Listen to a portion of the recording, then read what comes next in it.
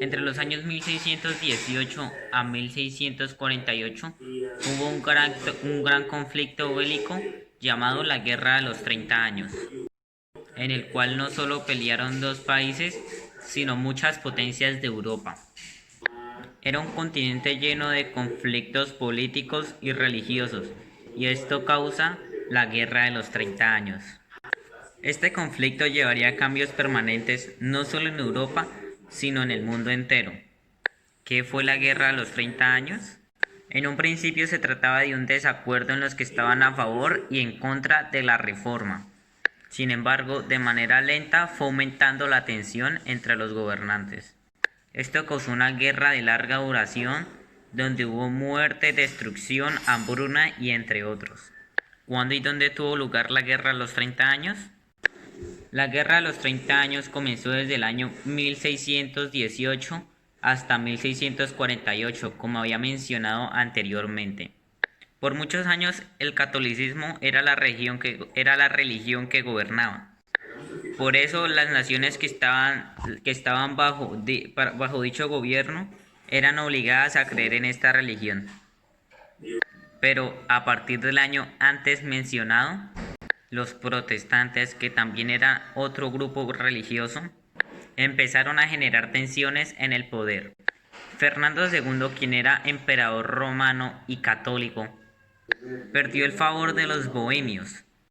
Por esta razón, en una convención, perdió su poder y lo sucedió Federico, quien iba a favor de la reforma. Y así comienza la Guerra de los 30 Años. Causas de la Guerra de los 30 Años. El tratado acordado de 1555 llamado la Paz de Augsburgo, la violencia generada por los grupos católicos y protestantes, el interés del Estado español, francés y danés por el dominio de tierras que tenía el Estado alemán, y entre otras. ¿Quiénes participaron en la Guerra de los 30 Años?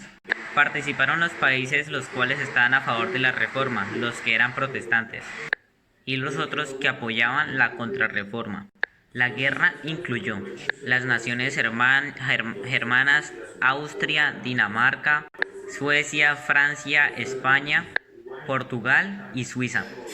En 1620 se enfrentaron los antiguos rivales de Fernando II y Federico, lucha que se dio en Montaña Blanca, donde el equipo protestante perdió, por lo cual hubo victoria para los españoles. Durante el año 1623, ambos bandos vuelven a pelear, y es donde los de la prorreforma obtienen la derrota y se retiran en el año 1624. En 1625 se une al bando protestante Dinamarca, y a pesar de sus esfuerzos, nuevamente el ejército español sale victorioso. En los próximos años, Suecia se une al conflicto, y debido a un error de táctica militar, los protestantes logran una victoria. La última etapa, dominada por los franceses, en el año 1635, se había llevado un consenso entre ambos rivales por medio de un tratado llamado la Paz de Praga. No de acuerdo con ello, Francia se unió a la lucha protestante, acompañados por los suecos y los holandeses. Y al final, todo concluyó en 1648, donde Francia sale victorioso. Y una de las grandes consecuencias de esta guerra fue que toda la población de Europa fue reducida considerablemente.